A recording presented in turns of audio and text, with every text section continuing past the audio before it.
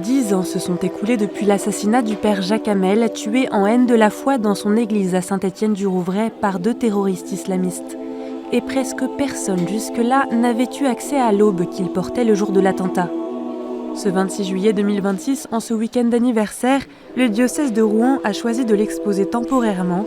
Pour les paroissiens, c'est un nouveau choc. On se rend compte vraiment de la barbarie qu'il a pu subir, vraiment l'horreur qu'il a vécue et que les autres paroissiens ont pu vivre aussi en voyant ça. On voit des coups de couteau, on voit le sang qui a coulé devant, derrière, on voit la folie meurtrière des terroristes. On nous fait revivre, on nous fait faire un pèlerinage autour de lui, grâce à lui, pour lui.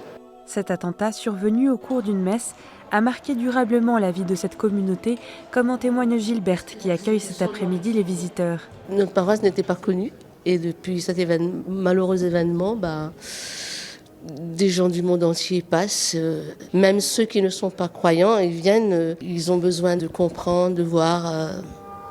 Le père Hamel, simple prêtre humble et discret, est devenu depuis une figure incontournable du diocèse.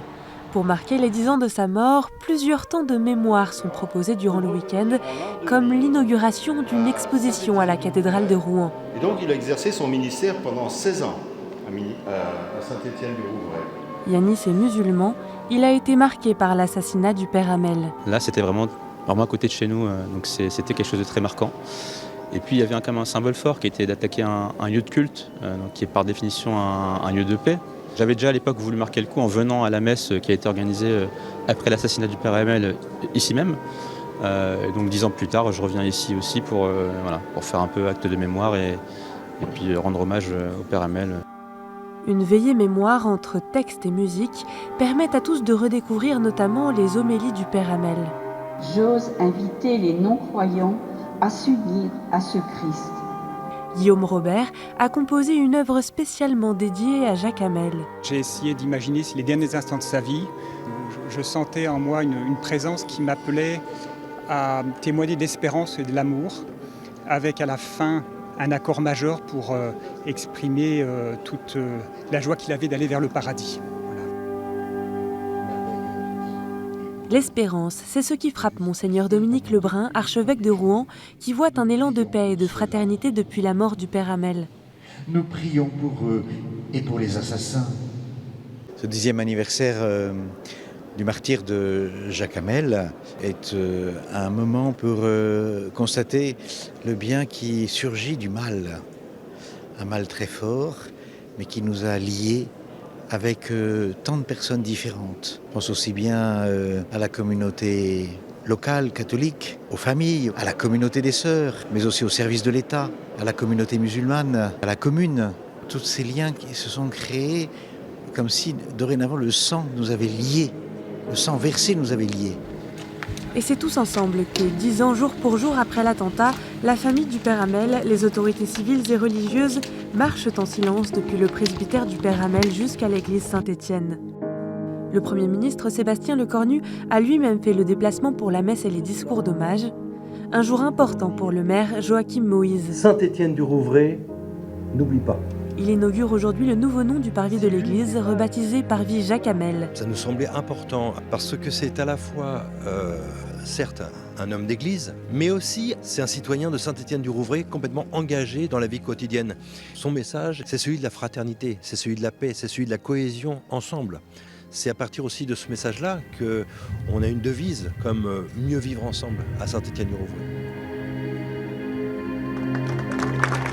C'est avec Roselyne Hamel, la sœur du père Hamel, que la plaque est dévoilée, non sans émotion. Roselyne, qui tout au long de ces 10 années a témoigné de son chemin de pardon et de l'amitié qu'elle a créée avec la mère de l'un des terroristes à la suite de l'attentat. Cette souffrance nous enlevait toute force d'énergie pour continuer ce chemin de vie. Et ce chemin de vie avec un sens, nous l'avons trouvé ensemble, fort d'espérance et non pas de haine entre nos communautés, comme le terroriste l'avait prévu. On n'ose pas parler entre nous, alors qu'en fait, on est capable de construire des belles choses ensemble. Ce chemin, le diocèse a souhaité l'incarner durant ce week-end de mémoire à travers un temps de rencontre et de dialogue entre chrétiens et musulmans à la maison paroissiale de Saint-Étienne-du-Rouvray.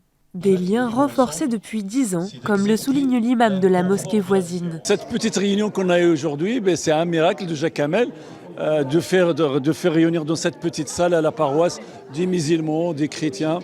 Gabriel Momba, paroissien, a en tête plusieurs initiatives de fraternité vécues entre les deux communautés. Chrétiens et musulmans mangent ensemble, les chrétiens prennent la parole pour expliquer comment ils vivent leur foi et ainsi de suite. Ces dialogues existaient déjà, mais avec la mort du Père, c'est devenu encore beaucoup plus solide. C'est non loin du ciel, sur la colline de Bon Secours, que se conclut ce 10e anniversaire autour de la tombe de Jacques Hamel. Un temps de prière et de mémoire en présence de plusieurs prêtres du diocèse. Parmi eux, le père Martin, qui a choisi de célébrer sa première messe à Saint-Étienne-du-Rouvray après son ordination. J'ai sa prière dans mon bréviaire et voilà, j'ai l'occasion de le prier, de lui demander qu'il m'accompagne dans ma vie de prêtre diocésain et du diocèse de Rouen, dans lequel lui-même a donné sa vie. Le procès en béatification du père Jacques Hamel, reconnu serviteur de Dieu en 2017, est toujours en cours. Mais ici, déjà, on est convaincu que l'église de Saint-Étienne-du-Rouvray va devenir un sanctuaire.